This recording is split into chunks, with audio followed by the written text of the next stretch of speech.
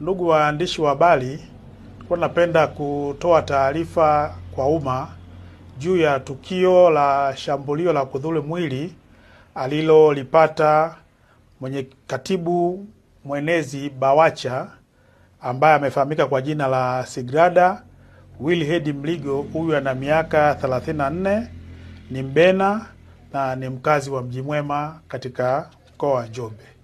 Ikumbuke kwamba siku ya tarehe 25 mwezi wa 3 2025, Chama cha Demokrasia na Maendeleo kilikuwa na kikao cha ndani pamoja na viongozi wa taifa ambao waliongozwa na John Heche, kaimu mwenyekiti.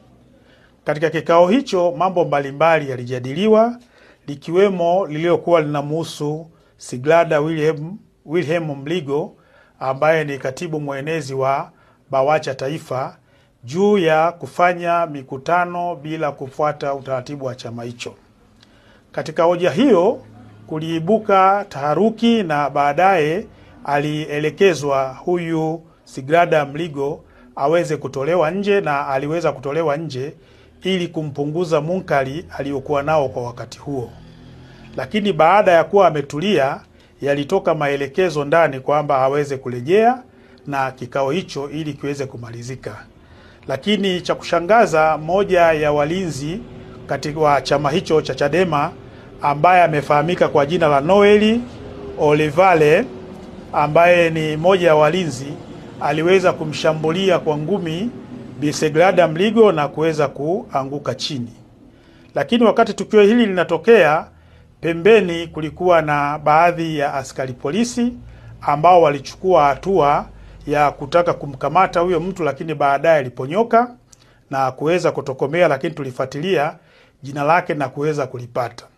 Kwa jitihada za kuweza kumpatia huduma ya kwanza kwa maana ya PF3 ikiwa pamoja na kufungua kesi zimefanyika na alienda kupatiwa matibabu.